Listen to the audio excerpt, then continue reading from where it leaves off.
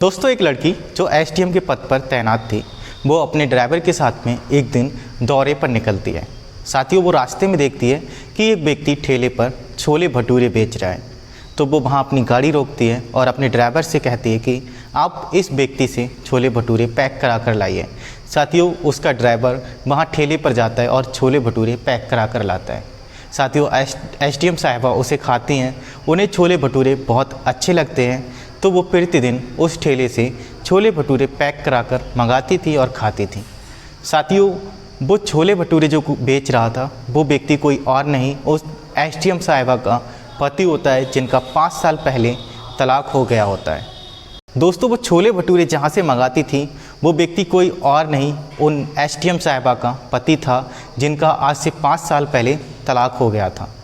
साथियों, वो तलाक कैसे हुआ, क्यों हुआ, इस वीडियो में जानेंगे हम। तो आप वीडियो पे पहली बार है तो वीडियो को लाइक कर दें और चैनल को सब्सक्राइब कर दें। साथियों, कहते हैं कि लड़की देवी का रूप होती है। अगर थोड़ी बहुत गलती भी हो जाती है तो वो उन्हें माफ़ कर देती हैं, इसीलिए लड़कियों को देवी कहा गया है। साथियों, एक कहानी बरेली की है। बरेली में पास में एक कस्बा लगता है, वहाँ पर एक लड़का रहता है जिसका नाम अंकित होता है। दोस्तों, अंकित एक छोटे परिवार से बिलोंग करता है। उसके माता पिता होते हैं और अंकित होता है। परिवार में 3 सदस्य होते हैं, इसके सिवा और कोई नहीं होता। साथियों, अंकित पढ़ने लिखने में एवरेज था, ज़्यादा अच्छा भी नहीं था ना ज़्यादा ख़राब था। इधर पास के ही एक गांव में एक लड़की रहती है जिसका नाम निधि होता है। निधि लगभग अंकित के गांव से 25 किलोमीटर दूर रहती है। साथियों, निधि पढ़ने लिखने में बहुत अच्छी थी। उसका ड्रीम था कि वो यूपीएससी करे और कुछ अच्छा मुकाम हासिल करे। साथियों, उसके पिता भी उसे अच्छे से पढ़ाते थे और जो भी उसे नीड होती थी, जो भी चीज़ों की ज़रूरत होती थी, तो उसके पिता उसकी पूरी हेल्प करते थे। निधि की 4 बहनें थीं, 3 बहनों की शादी हो गई थी। साथियों, इधर क्या है कि निधि की भी एज अब शादी लायक हो गई थी। निधि के पिता इतने पैसे वाले नहीं थे कि निधि को बहुत ज़्यादा पढ़ा सकें। उधर 3 बहनों की शादी हुई थी तो उनकी जो आर्थिक स्थिति वो भी सही नहीं थी। इधर निधि भी शादी करने लायक हो गई थी।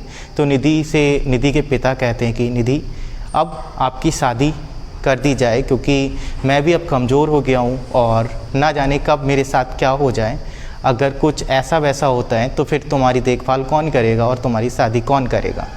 साथियों, निधि भी जो है वो शादी के लिए एग्री कर लेती है। वो सोचती है ससुराल में जाके पढ़ूंगी लिखूंगी और जो उसका ड्रीम है वो कंप्लीट करेगी। पर दोस्तों, निधि के पिता कई सारे लड़के ढूंढते हैं, पर यह है कि किसी में कोई कमी है, किसी में कोई कमी है, तरह तरह की कमियां होती हैं। तो कई सारे लड़के देखने के बाद भी फाइनल नहीं हो पा रहा था कि किसके साथ शादी की जाए। तो एक दिन पास के ही एक अंकल बताते हैं कि एक लड़का है जो पढ़ने लिखने में सही है, उसका घर में परिवार में कोई और है नहीं उसके माता पिता के सिवा। तो वो उसी की रेफरेंस से वहाँ जाते हैं और जाकर के अंकित से बातचीत करते हैं, अंकित के पिता से बातचीत करते हैं और अंकित उन्हें सही लगता है। तो निधि की शादी जो है अंकित से फिक्स कर दी जाती है। साथियों, शादी फिक्स होती है, निधि की शादी होती है। दोस्तों, निधि जो है शादी करके अपनी ससुराल पहुंच जाती है और अपनी ससुराल में अपना टाइम स्पेंड करने लगती है। अपने दिन जो है वहाँ पर व्यतीत करने लगती है और सब कुछ अच्छा चल रहा होता है। दोस्तों, शादी के कुछ ही दिन गुजरते हैं। निधि जो है वो अंकित से कहती है कि अंकित, मुझे पढ़ाई करना है और आप मेरी हेल्प करेंगे क्या। तो अंकित कहता है कि पढ़ाई लिखाई में क्या रखा है, आप क्या करना चाहते हैं पढ़ाई लिखाई करके। कुछ नहीं होगा, बस तुम घर का काम काज करो और घर में मस्त रहो। तो वो थोड़ा जिद करने लगती है कि नहीं, उसे पढ़ाई करना है। तो अंकित उतने टाइम कुछ नहीं कहता है, वो वहाँ से जाता है अपने दोस्तों के पास और दोस्तों से सलाह लेता है कि उसकी पत्नी जो है वो पढ़ने को कह रही है तो वो क्या करे। तो उसके दोस्त कहते हैं कि अरे यार, ये सब ढोंगबाजी है, तुम्हारी पत्नी पढ़ना उड़ना कुछ नहीं, वो बाहर घूमना चाहती है, वो इसलिए कह रही है, और पढ़ लिख कर कुछ बन भी गई तो तुम्हें छोड़ देगी, तुम्हें तलाक दे देगी। तो वो दोस्तों की बात को मान लेता है और फिर वो निधि को पढ़ाने लिखाने का बिल्कुल मन नहीं बनाता, निधि से मना कर देता है कि नहीं, मैं तुम्हें नहीं पढ़ाऊँगा। अब साथियों, निधि का जो सपना था वो वहाँ पर कहीं ना कहीं दबते हुए दिखाई दे रहा था। निधि करे तो करे क्या। अब साथियों, शादी के 1-1.5 साल गुजरते हैं। फिर क्या होता है कि जो अंकित है वो अपने दोस्तों की गलत संगत में पड़ के पीना शुरू कर देता है। साथियों, कहते हैं कि दोस्त अगर अच्छे हों तो आपका जीवन बना देते हैं और दोस्त अगर आपके गलत हैं तो आप गलत राह पे निकल जाएंगे तो आपका जीवन भी नरक बन जाएगा। और अंकित के साथ कुछ ऐसा ही होता है, उसके दोस्त पीना सिखा देते हैं उसको। वो घर पर पीकर आता है और पीकर आने के बाद में परिवार वालों से झगड़ा करता है, अपने पिता से, अपनी पत्नी से, सबसे झगड़ा करना शुरू कर देता है। वो लोग समझाते हैं पर वो नहीं मानता है। अब साथियों दिन प्रतिदिन उसका पीना बहुत ज़्यादा हो गया है, अब गलत संगतों में भी पड़ गया है, वो चरस गांजा भी इस्तेमाल करने लगा है। निधि भी परेशान रहती है, एक तो उसकी उधर पढ़ाई भी उसने छुड़वा दी और इधर जो है वो उसको नशा पत्ती करके परेशान करने लगा है। अब साथियों इतनी हद तक कहानी बढ़ जाती है कि वो गांव के पास जो खेत होता है उसको भी बेच देता है। साथियों खेत बेचने के बाद में जो भी रुपए मिलते हैं वो घर वालों को नहीं देता है, अपने दोस्ती यारी में, क्लब में जाना, मूवी देखना, पार्टी करना, इन सब में वो रुपए बर्बाद कर देता है। ऐसे ऐसे करके वो जो भी संपत्ति होती है धीरे धीरे करके बर्बाद करने लगता है। साथियों ये सब टेंशन में लगभग 6 महीने बाद जो है उसके पिता गुजर जाते हैं कि उसका बेटा अब गलत राह पे निकल गया है, उनकी बात नहीं मानता है और सब ये सोच सोच कर वो परेशान होते हैं और वो इस दुनिया को छोड़कर चले जाते हैं। अब साथियों अंकित के पिता दुनिया को छोड़ के चले गए हैं तो बाप का साया जो है वो उसके ऊपर से हट जाता है। उसको अब डर थोड़ा कम लगने लगा है, क्योंकि वो पी कर आता था तो वो डांटते थे उसके पिता, अब वो भी बंद हो गया है। तो फिर वो दोस्तों उसकी दिनचर्या अब और ज़्यादा गलत रास्ते पर चल गई है। तो उसकी माता भी अब कुछ दिनों बाद गुजर जाती हैं, वो भी काफ़ी समझाती हैं पर उनकी भी बात वो नहीं मानता है। अब साथियों माता भी निकल गई हैं, अब कोई रहा नहीं है, सिर्फ निधि रह गई है। तो निधि की बात तो वो वैसे भी नहीं मानता था, अब निधि को तो और ज़्यादा परेशान करता है, मारता है, पीटता है। एक दिन इस हद तक कहानी बढ़ जाती है कि वो निधि को मार के घर से निकाल देता है। अब साथियों निधि करे तो करे क्या, वो अपने पिता से बात करती है और बात करने के बाद वो वहाँ से अपने पिता के घर चली जाती है। साथियों लगभग 6 महीने हो जाते हैं, वो वहाँ पर उसको लिवाने नहीं जाता है। तो निधि जो है अपने पिता से कहती है कि पापा मुझे उस व्यक्ति के घर नहीं जाना है, मुझे उससे तलाक लेना है। तो उसके पिता सोचते हैं कि करूं तो करूं क्या, वो अपनी बेटी को समझाते भी हैं पर वो नहीं मानती। वो कहती है कि नहीं पापा मुझे तलाक लेना है, वो बहुत गलत व्यक्ति है, वो मेरे साथ बहुत बुरा व्यवहार करता है। तो पिता करें तो करें क्या, वो अपनी बेटी की बात को मानते हैं और कोर्ट में जा कर के तलाक की फ़ाइल पेश कर देते हैं।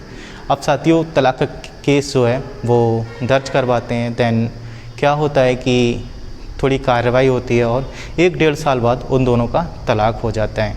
उधर तलाक हो गया है, इधर जो अंकित है वो अपने दोस्तों के साथ खूब आयासी कर रहा है। अब यहाँ तक कहानी बढ़ जाती कि अंकित का जो घर होता है अंकित वो भी बेच देता है, क्योंकि खेत उसने पहले ही बेच दिए थे, घर बचा था तो घर भी वो बेच देता है। अब जो भी 2-4-6 लाख रुपए मिलते हैं वो धीरे धीरे करके अपने दोस्तों के साथ खर्च करने लगता है। वो भविष्य के बारे में सोचता ही नहीं है कि आगे क्या होगा। इधर क्या होता है, निधि जो है वो अपने पापा के यहाँ पहुँचती है और जो भी उसे तलाक में रुपए मिला था उस तलाक के रुपए को यूज़ करके वो एक कोचिंग लगाती है। कोचिंग लगाने के बाद वो जी तोड़ मेहनत करती है। साथियों वो इतनी मेहनत करती है कि वो एसटीएम में सिलेक्शन पा लेती है। साथियों वो एसटीएम बन जाती है। एसटीएम बनने के बाद में उसका कई जगह पोस्टिंग होता है और लगभग 2-3 साल जॉब करने के बाद उसकी पोस्टिंग पास में एक तहसील में होती है। साथियों दोस्तों इधर अंकित के पास भी जो पैसा था वो सब खर्च हो गया है। अब अंकित के दोस्त भी अंकित के पास आना बंद कर देते हैं, क्योंकि जब तक पैसा रहता है तब तक आपके 1000 दोस्त हैं, 1000 लोग आपके साथ आएंगे खाने पीने के लिए। पर जब आपके पास पैसा नहीं रहेगा तो आपसे कोई बात भी नहीं करेगा। और अंकित के साथ भी ऐसा हुआ। जब अंकित ये सब देख कर के परेशान था कि उसके दोस्त भी उसके साथ छोड़ दिया है, वो भी कोई अब आ नहीं रहे हैं, उसके जो आदत उसकी पड़ चुकी है दारू पीने की, गांजा पीने की, अब उसके पास पैसे नहीं हैं तो वो भी उसे नहीं मिल रहा है। तब वो समझता है कि उसके साथ बहुत गलत हुआ है। फिर साथियों वो क्या करता है, उसके पास कुछ रहता नहीं है तो वो गांव में मज़दूरी करने लगता है। पर मज़दूरी करने जब जाता है तो गांव के लोग ताने मारते हैं कि बदतमीज़ है बहुत ज़्यादा, इसके पास इतनी संपत्ति थी, घर था, सब कुछ था, इसने सब बेच करके दारू गांजे में उड़ा दिया। तो ये बातें उसे सहन नहीं होती हैं। तो फिर वो गाँव को छोड़ करके जो है पास में जो एक कस्बा होता है वहाँ पर जाकर के वो एक होटल ज्वाइन करता है। साथ ही वो होटल में नौकरी करने लगता है, 8-10 हज़ार रुपये वहाँ मिलते हैं।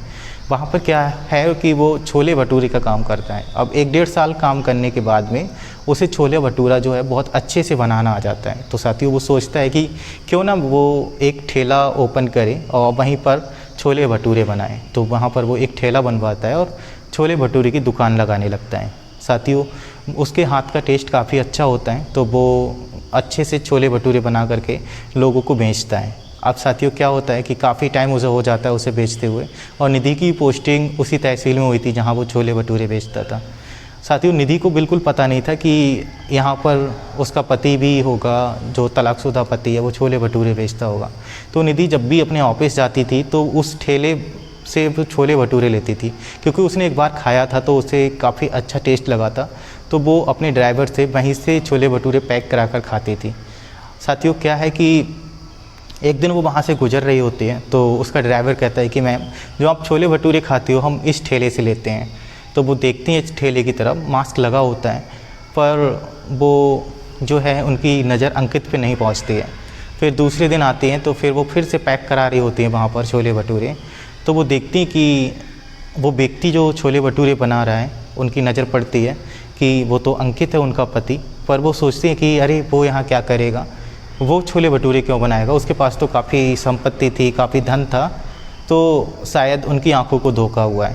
पर साथियों जैसे वो अगले दिन छोले भटूरे मंगाती हैं तो वो अपने ड्राइवर से कहती हैं, जो भी उनका सेक्रेटरी होता है उससे कहती है कि आप जहाँ से छोले भटूरे लेके आते हैं उस व्यक्ति का नाम और उसका पता पूछ के आना कि वो कहाँ रहता है।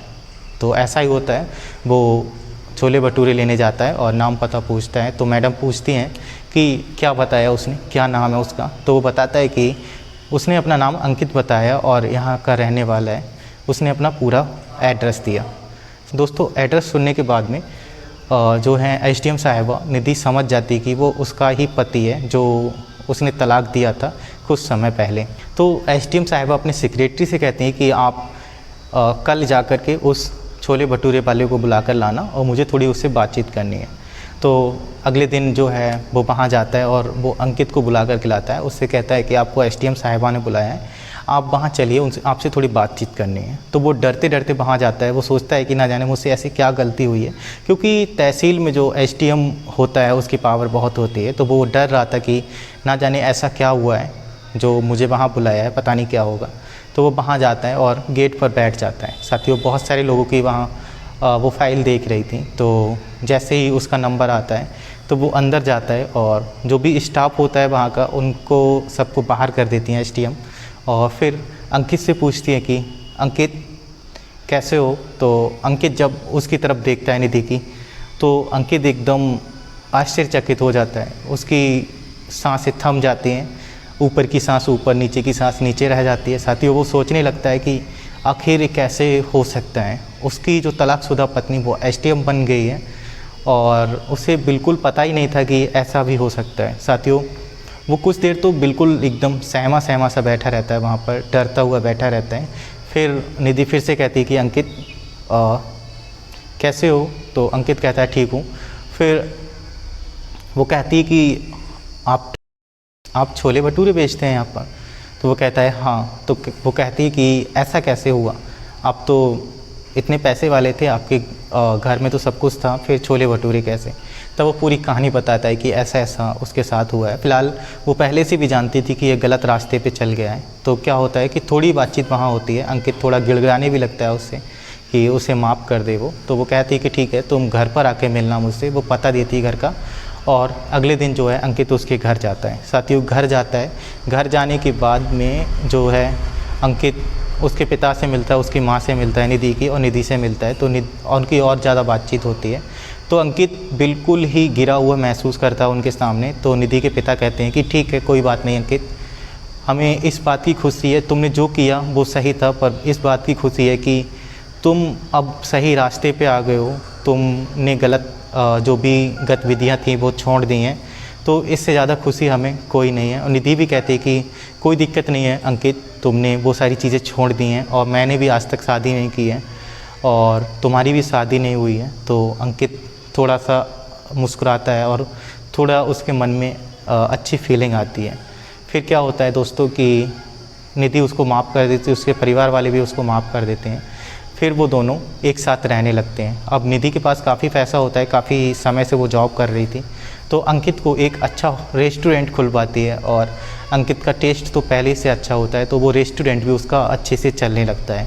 अब साथियों दोनों लोग एक साथ टाइम स्पेंड करते हैं और धीरे धीरे करके अंकित का रेस्टोरेंट अच्छा चलने लगता है, इधर उसकी जॉब भी अच्छी चल रही थी।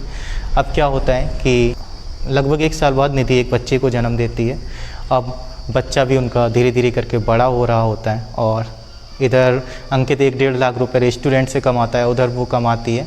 तो क्या होता है, जो अंकित ने ज़मीन बेची थी वो उस गांव में जाते हैं, उन लोगों से बातचीत करते हैं। निधि थोड़ा सा रिक्वेस्ट करती है उन लोगों से कि उनके ससुर जी की ज़मीन है, वो पुश्तैनी ज़मीन है, तो क्यों ना वो लोग उस ज़मीन को वापस कर दें। जिस रेट में वो ली थी वो उससे 1.5 गुना ज़्यादा रुपए देती है और वो सारी ज़मीन ले लेती है। दोस्तों, वो घर नहीं खरीदती है, फ़िलहाल वहाँ रोड पर एक ज़मीन खरीदती है और ज़मीन खरीदने के बाद वहाँ एक अच्छा सा घर बनवाते हैं। अब सभी लोग उस घर में रहते हैं, निधि के पापा, उनका बच्चा और अंकित, सभी लोग खुशहाल जीवन जी रहे हैं। तो कैसी लगी कहानी आपको, कमेंट बॉक्स में जवाब देना, चैनल को सब्सक्राइब करना और वीडियो को लाइक करना। क्या निधि ने सही किया अंकित के साथ, ये भी ज़रूर बताना। Thanks for watching.